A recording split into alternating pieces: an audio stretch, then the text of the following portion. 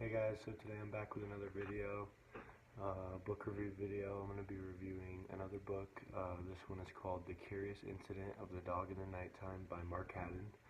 I'm going to have two parts of this video, one where I give it a rating, recommend it to who I think I would recommend it to, and kind of just go over this, not in detail, just kind of go over the book.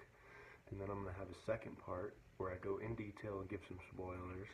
So for that second part, I'll let you know when it's coming. So whoever doesn't want to have spoilers, you can leave. So for the first part of this book, or for the first part of this video, I would give this book a 4 out of 5 rating. It was a great read. It kind of got me really into it. I'm not a huge fan.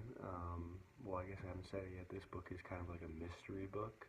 I'm not a huge fan of mystery books, but this one was really good just because, for me, it was because of the way that it was told, and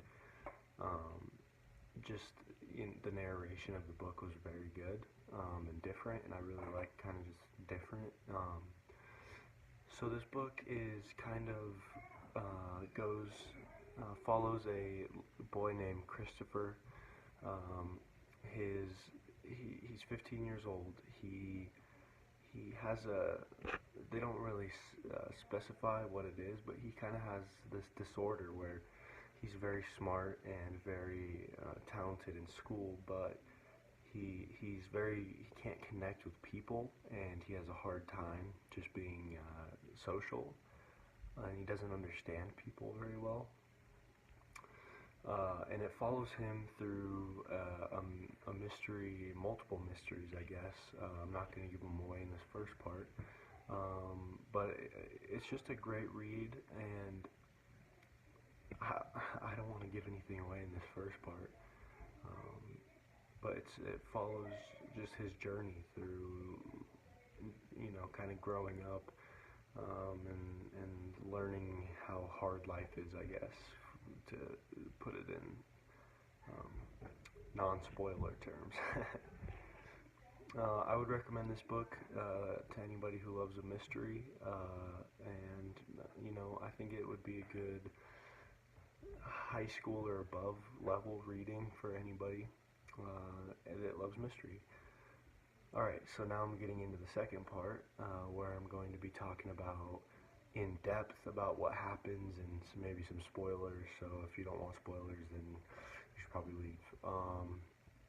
So this boy Christopher Boone, starts off with him finding a dead dog in his neighbor's yard. He's very upset and kind of just confused on why, because the dog was obviously killed, it was stabbed, and he was just confused on why somebody would kill this dog.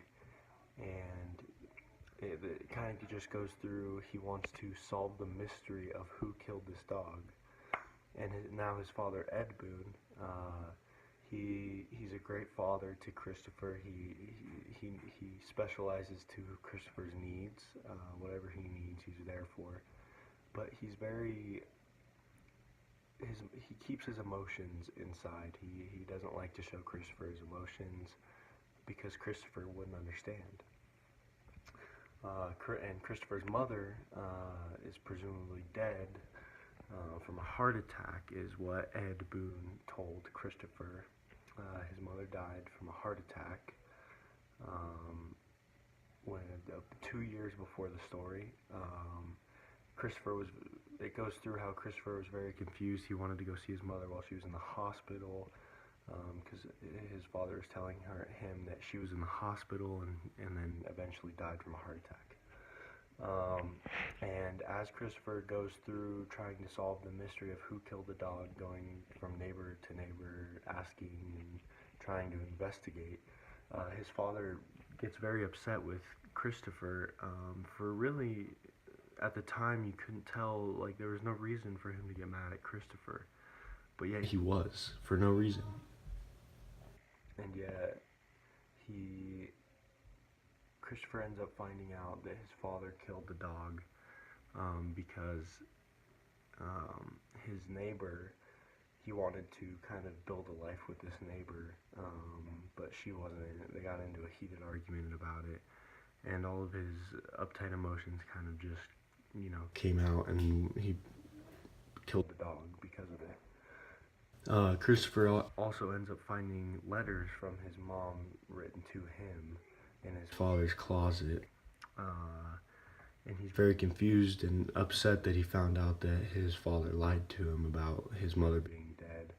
And he also finds out around the same time that his father is the one who killed the dog. And for Christopher, trust is just a huge thing, and if he can't trust somebody, it's like the whole thing has to be about trust. And the fact that he couldn't trust his father, he just felt like he needed to leave. So he goes on this journey to find his mother. And, I don't want to give away the whole entire book, but that's kind of just the main plots of the book. And, like I said, I'm not a huge mystery guy, but I feel like this was a great read, and it's told through the perspective of Christopher, and you kind of get to an insight on his mindset, which is very interesting, because if it was told from anybody else's perspective, I feel like you just wouldn't understand Christopher as well as you get to know him in the book because of the way it's told and because of him narrating it, which I find very cool. Anyway, that was my book review. So anyway, join me next time for the next book review. Thanks.